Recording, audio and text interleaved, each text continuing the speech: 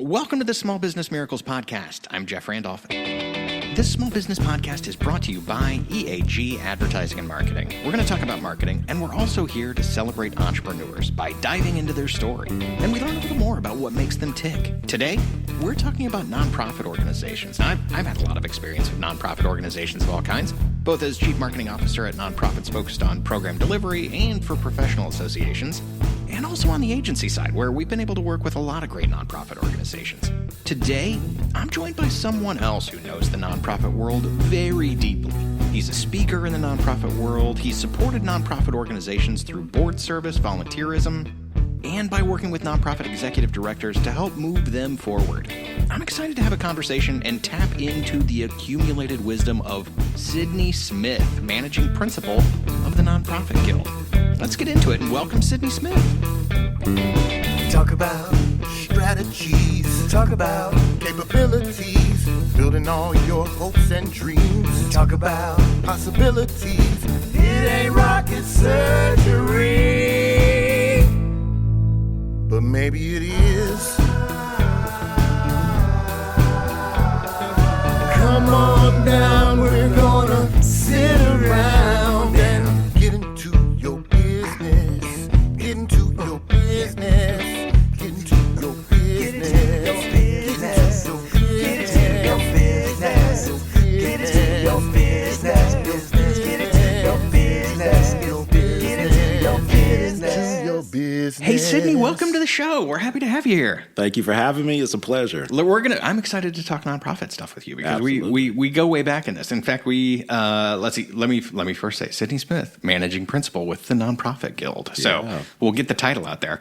We've spoken together at conferences for nonprofits, and not on the same stage. My stage was smaller than your stage. If we're honest, my stage was smaller than your stage. It was you were the keynote, like the closing keynote. I was a keynote. We cannot argue those facts. These are facts. These are facts, and I'm okay saying that. It was a good session, a lot of fun, good stuff. Let me jump right into it. Let's talk nonprofits, because I don't know, is there a more difficult time to be a nonprofit? I think this may be kind of an all-time challenge. I think it is. Unfortunately, we're in a space of probably facing similar challenges to the COVID-19 pandemic. Mm-hmm. But without the funding environment that allows us to be able to more easily navigate it. So it's going to be tough right now. So I'm a young man, relatively speaking. I haven't gone through the entire gamut of the nonprofit sector over its lifetime. But at least from where I've been over the last 10, 15 years, I don't see a more difficult time than right now. A lot of challenge. Well, we'll get into all those. Yeah. Let me start with just kind of the overview and kickoff of nonprofit life, because you it's on your LinkedIn. You say it all the time. Nonprofit is a tax status, not a business model. Let's talk about that for a minute, because that's a great stinger line right there. It is. I tell you, for those that don't know, my background is business. So, educationally, undergrad and grad school is business. And so for me, I recognize all of the great things that come with being a tax-exempt organization. But I also recognize how we as nonprofit leaders can easily pigeonhole ourselves into just focusing on contributed revenue, right? Individual donations, grant funding, those sorts of things. Mm-hmm. And I think that what I strive to say in that statement is that the fact that you are tax exempt does not equal a functional business. Right. And so that's where that phrase comes from, and it's become synonymous with me because I'm really passionate. That kind of serves as my North Star. So it's a good North Star, and I think given the climate, this is a time where that wisdom shines true. Yeah. Right? We need to focus on the business angle of things. You're starting something new. And that's called the Nonprofit Guild. And I think this is maybe your first interview that you've done since starting that. So hey, thanks for showing up for it. Gave you the scoop. Thanks for timing your career out so that we could be the first one to talk about it. The Nonprofit Guild. Mm-hmm. Tell us all about it. What are you thinking here? So A couple of things. What I strive to do is, like any good business person, I believe, is you look at the marketplace and you find out where are the gaps. And so I felt that there was a gap in the conversation around business fundamentals of nonprofits. I think there's a lot of conversation around storytelling, a lot of conversation about good donor engagement. Right. But unfortunately, I don't think that there's enough conversation around just very pragmatic fundamentals as it relates to business. Is our marketing dialed? Do we have a good strategic vision? Those sorts of things. Are expenses, are they in a place to where they can keep up with the revenues that we're bringing in, or is it vice versa? So if we're able to have those types of conversations, that is what the crux of the Nonprofit Guild is bringing more attention to that conversation. Gotcha. And so is this a consultancy type of approach, or what does it look like to work with you? Well, for an organization that is less than 2 weeks in its existence right now. I'm still writing standard operating procedures, and I need to. I'm still trying to get my website set up, those sorts of things. But in its core, it is a consultancy.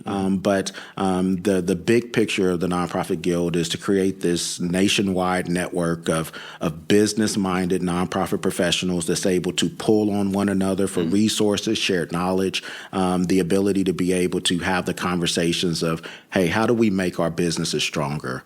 I think that the Guild, that word is very intentional for me. Yeah. So, guild historically has been kind of a word that isn't really used in modern day vernacular anymore. Right. But a guild is simply a collection of skilled craftsmen that share resources and things to be able to, advance their craft. And so my goal is having a collection of nonprofit leaders that are able to pull together as a community to be able to make sure that we're able to advance the business of nonprofits. Gotcha. So there's a community aspect of it as Absolutely. well. You've got people coming together peer to peer. Yes. And then you're also helping to guide them along. Correct. And get them where they need to go. Yes, that is the goal. That is, hey, well, you have to start with that. That's right. And then we can come up with where we go next. Right. So yeah, brand new and putting it out there to help bring these people together, which is spectacular. Thank you. Yeah, and let's talk about all of those many challenges then, because the situation is intense. No matter how mission critical the work is, if your revenue depends on politicians or agencies or even large donors, there's vulnerability there. Donor-led revenue is powerful while it's there, but that's never guaranteed. So no matter how deep the history or how strong your outcomes are, nonprofit organizations are now going down this path where they need better control of their revenue. Right. The climate is clearly pushing people that direction, where you need to be the master of your own fate. When nonprofit leaders are talking to you, because you've had a long career of doing exactly that, what are there positive takeaways from those conversations, or isn't just all doom and gloom? We are charting a course forward in positive things. What are those conversations like? What are they concerned about, and how are we having those conversations? Yeah, so I think that the main thing is that there is a lot of angst right now as it relates to just kind of the funding environment in total, and obviously, we hear a lot about the federal funding environment and the pulling of federal funds, but many organizations, especially your smaller nonprofits, don't receive federal funding anyway. And so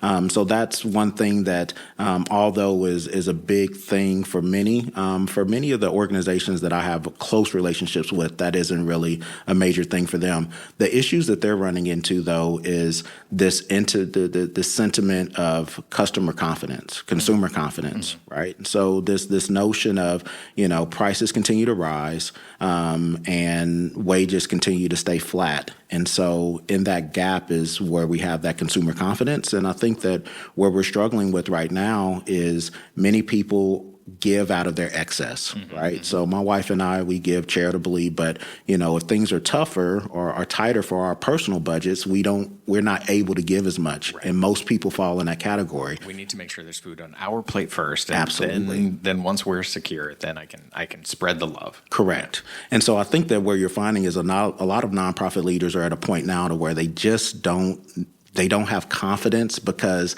their donors and the funding sources that they've traditionally relied upon aren't confident either. And so you have a lot of things right there, but it is not all doom and gloom, because I think, to your point earlier, there's this notion that we can do differently. And we're in a point now to where we don't have a choice but to think differently and act differently. And so I think that there's a lot of interest in having these conversations around more earned revenue models as opposed to just relying so much on contributed revenue. Right. And earned revenue. So we're talking about programs in some cases, right? But that it isn't programs for every case. In some it could be, our membership dollars need to be shored up, or we don't have any of those things, and we're a charitable outreach where we're actually funding we're doing mission at this point. How can I invent a revenue model to go there? Like those are some of those hills are bigger hills to jump down or to climb up. Yeah, very big hills, and I think that's where the discussion has to happen. Before we know where we can go, we have to be able to visualize that that's even a possibility. And so I think that with a lot of nonprofit leaders is I believe my goal and my place in this sector is to help to shift the mindsets of the nonprofit leaders to say, hey, for us to get to a place to where we can start to really, truly tap into all the possibilities that are out there for us, we need to start thinking differently. I know a big thing that a saying and a cliche that I really love is it's not about the resources we have, but it's how resourceful we are with the resources we do have. Oh, okay. Yeah. And so, just thinking about all of us have unique traits and characteristics and things that make us unique, both individually and organizationally. And what do we have at our disposal, and how can we make best use of that moving forward? Yeah, I can say that one of the things that has always been a good thing for me, or has been engaging and helped me stay focused and energized in working with a nonprofit, is that you don't have an unlimited supply of resources, right? And that's where creativity comes in. That if I had all of the money in the world and could do anything with it, there's a whole lot I would do, and I would make some tough choices, of course, because money is finite at some stage, but the problems really aren't that big. Right. And when you don't have the resources, when you don't have that, whether it's a full team that you're looking for, or the consultancy, or if you don't have a budget to do outreach, right? That becomes a real challenge for somebody. But if you're a problem solver as a tactician, right? You look at that and you go, okay, anybody could do it if they had the money. How will I solve this problem? Right. And there's a lot of creativity that comes in. I think there's some good creative thinking that needs to happen in the nonprofit world at this stage, and that for somebody who looks forward to that side kind of a problem, that's great. Right. If you don't, let's get some friends together and let's start thinking through those problems. Absolutely, yeah. And enters the nonprofit guild, right? And so I think that one of the things that I've been able to really truly understand in this is the need to a lot of innovation. Innovation is an invention. We're not asking you to create something that hasn't been created before. Right. What we're looking at is what do we have at our disposal, and how can we as an organization do things just slightly differently, right? Look at it in a different way. I think about organizations like local here to Kansas City. We have reconciliation services do an incredible amount of human services work within our urban core. They have Thelma's Kitchen. Thelma's Kitchen does boxed lunches, right? So reconciliation services wasn't created to serve boxed lunches. Right. But what somebody within their leadership at some point in the past said was like, hey, you know what? This can align with what we do, the work that we do, and it fills a need. Why send somebody to a for-profit catering company when we can do boxed lunches here ourselves? Right. Yeah. It's looking at your resources and finding out what can I do, and how can we think differently about this problem. A lot of times that brings up a different organization where I need to partner with somebody, and if you're partnering with somebody that's totally out of your normal kind of day to day, that's a great partnership to find. But oftentimes the big challenge with nonprofit organizations is I'm partnering with somebody that normally I'm competing against, which has inspired the term co-opetition. And I've always loved the term co-opetition. But nonprofits are frequently forced to partner with somebody that they wouldn't normally partner with. But there's still opportunity there. So we need to start thinking a little more differently, a little more creatively at this stage. I think so. Yeah. I think that we're in a space to where, trying to open up the lens to nonprofit leaders in our sector, that these are the challenges that are faced in business at large.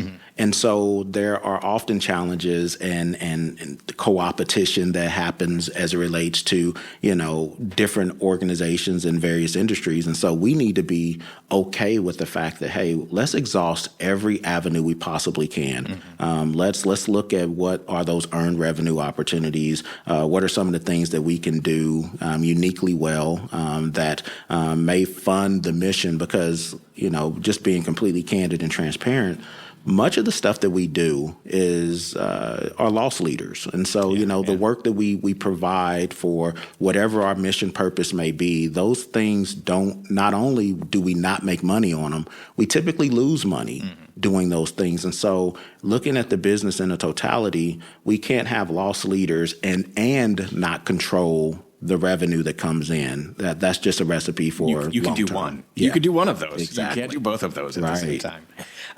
Jumping back into the nonprofit guild, what's the future look like? What's the if you put yourself even a year in the future, what's it look like? For me, I think that if I had my way, the nonprofit guild has a national scope where we have a community of nonprofit leaders that are all in community serving and sharing one another best practices as it relates to just good business sustainability, and not just sustainability, but thriving, right? We need to have businesses that are profitable, that are able to reinvest in themselves and each other. And so ideally that is that. I was telling you before we started, I'm happy, excited, and scared at the same time. I'm sure there's a word for that. Yeah, probably so.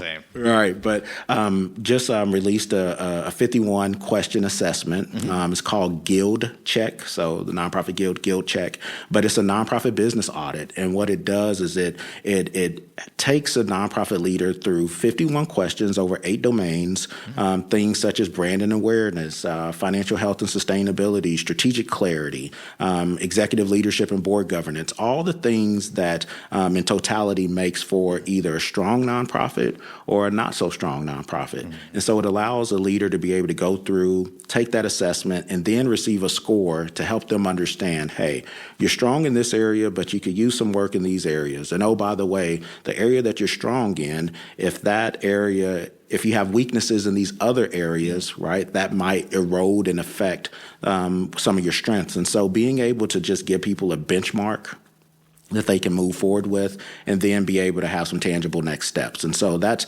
the first piece of the puzzle. And so being able to, hopefully have proof of concept here and around Kansas City and in the Midwest, and then hopefully at some point we get enough feedback and data where we're able to make some revisions and then get this thing nationwide. That would be a great first year. That would be a good first year. Yeah. And I love the assessment.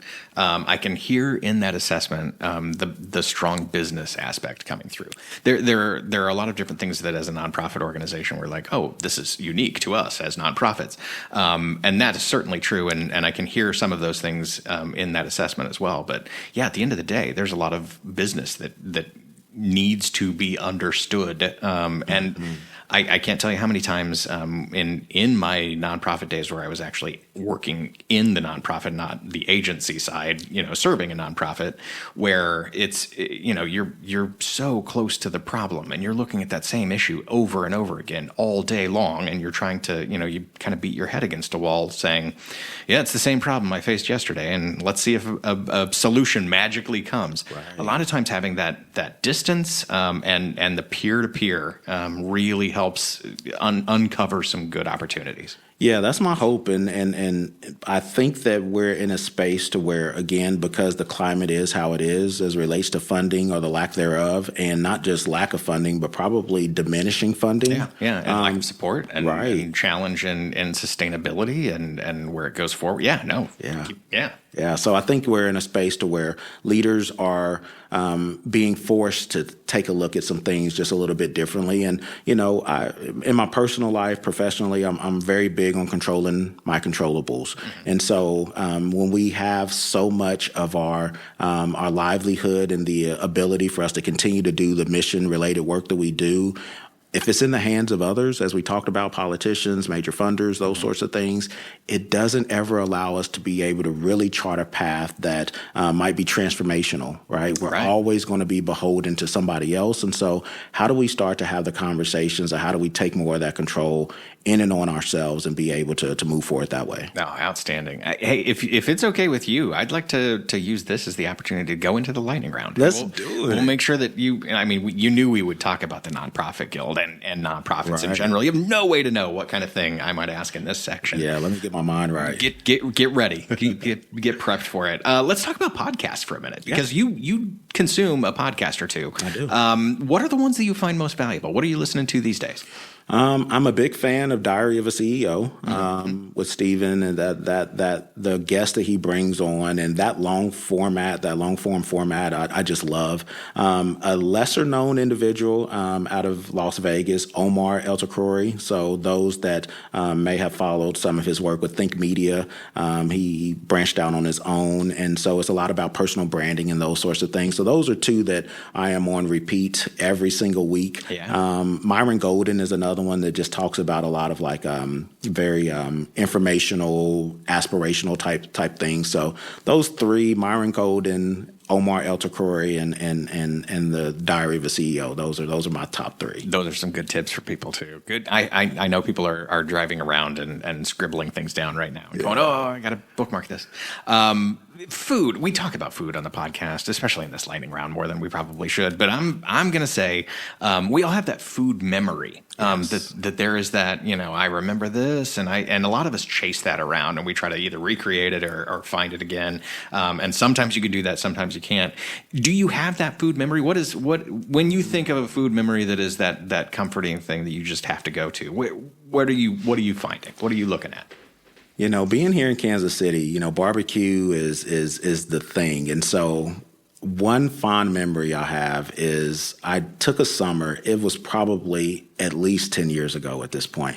I took a summer where I did a self-directed tour of all the barbecue places here in Kansas City. That is a good self-directed tour to go on, yes. It was pretty cool. And so, we have the major well-known brands like, Gates and Arthur Bryant's and those things. But I'm telling you, the classics, right? But the smaller brands, being able to go and check out some of those, it was really cool. So that for me, that's probably like that memory of food where it's like I specifically turned myself into a foodie for a summer, and had some very hard criticisms and new epiphanies about some things that I like that were outside of the classics. Yes, we've the new people who are doing stuff in Kansas City, like Chef J Barbecue and Harp Barbecue, and oh man, those I'll give the shout out to those people. There you go.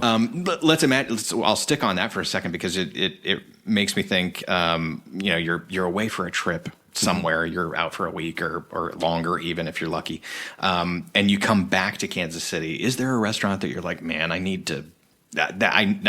Here's the food I missed on vacation because they only had, I don't know, whatever is local to that area that you were at. It's probably a little bit off the beaten path, but I can't help who I am. Go Chicken Go. Yes. And a good full order of gizzards with G sauce is unmatched in most every community here in the world. So we have a gem in that. I love that. And so when I've been away for a while and I need to get that taste of home in Kansas City, that isn't like your typical barbecue place. Like, Go Chicken Go, full order of gizzards, can't go wrong. That is it. Nice. Let's talk about the best business advice that you've ever received. Yeah. Because we ask this question all the time, and there's inevitably some kind of thing that carries them all across, and they're a little bit close. But there's so many just great pearls of wisdom there. Did you receive some great business advice at some point that really sticks with you, and I'm assuming may have helped you come to the realization that you need to start the nonprofit guild? Yeah, so there's two, but one was more foundational, and then the other one kind of built on top of it. The foundational one was I used to work in healthcare, so many know I used to be a nursing home administrator, and so one of the healthcare systems I worked in was Catholic sponsored, and so we literally had nuns that were a part of our leadership, and so Sister Mary told me very directly, no margin, no mission, and so.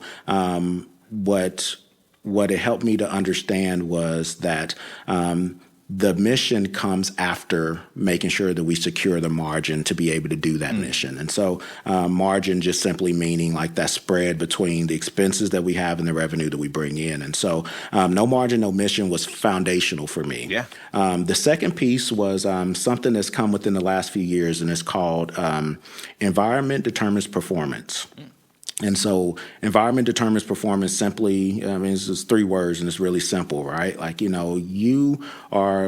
all are products of our environment. And so, you typically are some type of conglomerate of the people that you're closest to, friends, family, et cetera. And so if you are disappointed with or upset with where you are, look at your environment and take the steps necessary to shift that environment. Oh, outstanding. Yeah, I was actually going to ask you a question about your early career in skilled nursing to see if there was anything from that time that really stuck with you that you didn't realize would be a trait that led on, and that the sister's advice is not where I was really expecting it to go. Yeah. I was thinking you would probably come up with something like you should always wash your hands. I don't know, something. We'll see. I love that. You should. Also true. You should definitely wash your hands. If I gave you a blank check to help all nonprofit organizations, how would you spend that money? That's a great question. I think that the major thing that you have to do is you have to become very. I would deploy that money and resources towards. Getting clear about what will solve the root causes of the issues that we're facing. And so, to be able to help solve homelessness, right, and housing insecurity, we need to know what are the root causes for that. And because what I would say is, and this is maybe not a popular opinion, but I don't believe there's enough philanthropy in the world to be able to solve our societal issues. Right. That money can't solve these problems. And so if I had money, unlimited source to be able to do things, it would be really to focus on the root causes and really try to make some inroads that way. So that would be probably it. And it's interesting you say that because it does remind me that, even someone like the Bill and Melinda Gates Foundation, right, where they have, let's just say, some money, that is... They're doing good. They're helping, and they're thinking about the problem in a similar way, I think, as you suggest, right? Where they're saying, "What's the root cause? Oh, it's roads. Oh, we need to build roads," or whatever the case may be. But even with that kind of budget, we still can't solve that. Like, it takes more. So how do we get to that root cause, and what else can be done besides just the philanthropy to get there? Yeah, no, spot on. Let me finish up our lightning round with this question. I know that volunteerism matters to you. Where do you spend your volunteer time? Yeah, so I just wrapped up a annual program we do with HBCU Walking Billboard. So HBCU stands for Historically Black Colleges and Universities. And so the Walking Billboard is recognizing that here in Kansas City, we don't have proximity to a lot of historically Black colleges and universities. And so just raising awareness of, attendance to, and graduation from those institutions. But really for us, the Walking Billboard is really more so about raising the awareness of. And so that's near and dear to my heart. Urban Ranger Corps Corps. So Eric Dickinson, they're helping young men within the urban core just learn those life skills that would carry them on as great citizens throughout their lives. Those two are kind of the ones that I spend a lot of time with, just because I have really close connections to those leaders. But I love anything that brings people together for a good cause and a good purpose, you'll find me with. So I do a lot. My role is board chair for Casey Shepherd Center. So one of the kind of the major Meals on Wheels provider here in the Kansas City area. I do a lot of work with them. So those are probably the three that takes up most of my time.